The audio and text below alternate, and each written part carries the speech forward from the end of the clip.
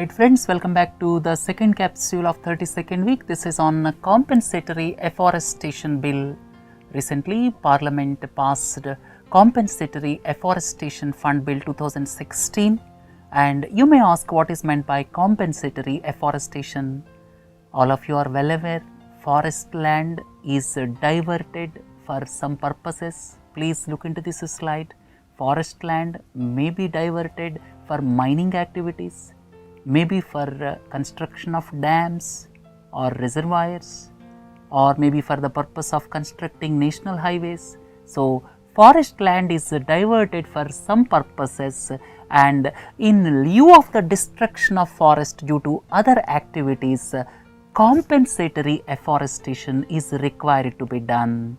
And to be specific, it is the afforestation carried out to compensate for the loss of forest due to diversion for other purposes. And what is the problem with the present regulations? And what exactly this Compensatory Afforestation Fund Bill 2016 tried to correct the anomaly? Before going into it, you have to go back and look at the history of these present guidelines. Let us go back. There is the Forest Conservation Act of 1980. As per Forest Conservation Act of 1980, central government gives prior approval for diversion of forest land for non-forest purposes. As I have already told you, please look into these figures. The diversion may be for dams, reservoirs, highways, mines. For these activities, central government gives prior approval for diversion of forest land for non-forest purposes. Next, state governments will come into picture. The state government's purpose is to collect funds from user agency. User agency may be national highways, maybe some irrigation department, maybe some mines department, and from them state government is required to collect funds so as to take care of compensatory afforestation or wildlife management. And once these funds are collected from user agencies, the present practice is state governments are depositing these funds under revenue receipts of consolidated fund. So, these funds are going to consolidated fund, and subsequently budgetary allotments are being made to forest departments. So, the funds meant for compensatory afforestation as per the present guidelines are going into revenue receipts of state governments, and subsequently allotment is done for forest departments.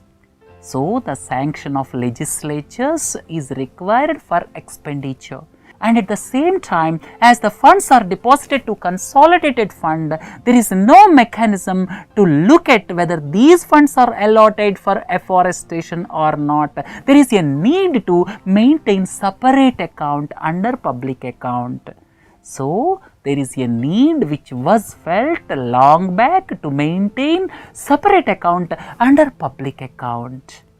Accordingly, as per Environment Protection Act of 1986, central government started Compensatory Afforestation Fund Management and Planning Authority, which is known as CAMPA, and it was created long back but could not be operationalized. Meanwhile, Compensatory Afforestation Bill, so as to put these funds under public account, was introduced in Lok Sabha in the year 2008, and it was passed in Lok Sabha but could not pass in Rajya Sabha, but due to the dissolution of 14th Lok Sabha in the year 2009, it got lapsed. And subsequently, Comptroller and Auditor General advised the central government to move Supreme Court for a decision with regard to ad hoc CAMPA. CAMPA means, I have already told you, Compensatory Afforestation Fund Management and Planning Authority, and for creation of ad hoc CAMPA, Comptroller and Auditor General advised the central government to move Supreme Court so that the funds can be transferred to public account. Accordingly, central government approached Supreme Court, and Supreme Court yet to give its decision with regard to maintaining separate funds under public accounts. And meanwhile, ad hoc CAMPA was created, and at present more than 40,000 crores of rupees of funds are available with this ad hoc CAMPA.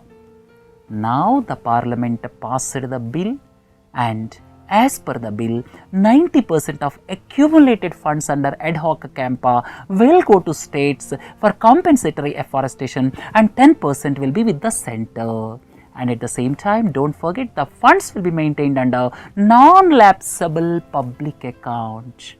So now the compensatory afforestation fund at the national level as well as similar funds at the state level became a reality subsequent to the passage of this bill in Parliament. Right? This is all about the history behind Compensatory Afforestation Fund Bill 2016, and the salient points I have given here. State governments can utilize funds meant for afforestation in a proper manner. That means they will be used for the purpose intended without any diversion. Second thing is, more than 40,000 crores, out of which 90% will go to the states. In addition to this, every year rupees 6,000 crore will be available for states or union territories for afforestation or conservation. And as per the central government's statement, more than 15 crore man days of direct employment will be created. And this permanent institutional framework will be created at center and state levels, and non-lapsable interest-bearing funds will be maintained under public account, as I have already told you, and to be utilized for the purpose it has been intended. And annual audit will be there by Comptroller and Auditor General. Right? So let us hope better days ahead for afforestation, and a long pending issue of this compensatory afforestation fund was solved with the passage of this bill. Right friends, with this let us conclude second capsule. Please do join for third one. Have a nice day. Thank you.